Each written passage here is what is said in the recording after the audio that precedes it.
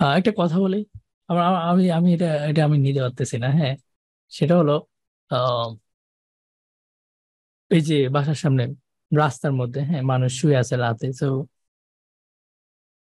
আমি মাঝে মধ্যে রাতে ঘুমাই না, একটু দেরি হয়ে যায়, ফজর হয়তো পরে ঘুমাইছো, ফজরের সময় আমার জাস্ট মনে হয় যে এই লোকটা, যে ওই যে দূরে দেখা যাইতেছে বারান্দা থেকে, হ্যাঁ, রাস্তায় শুয়ে আছে গাছের নিচে, হ্যাঁ।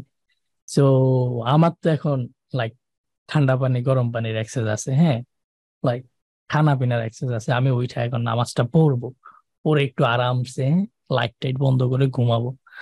আহ উনি অজু করবো কই?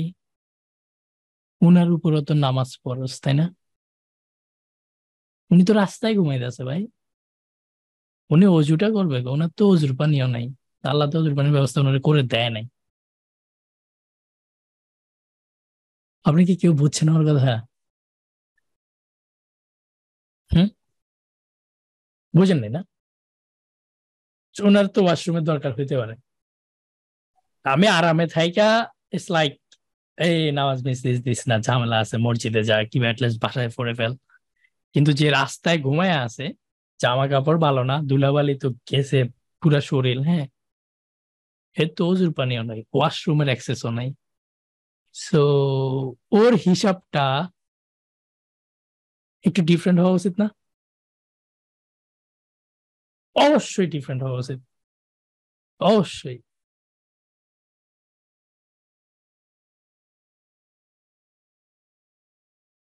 এগুলা এসব হিসাব কে মিলাইবো বলেন তো?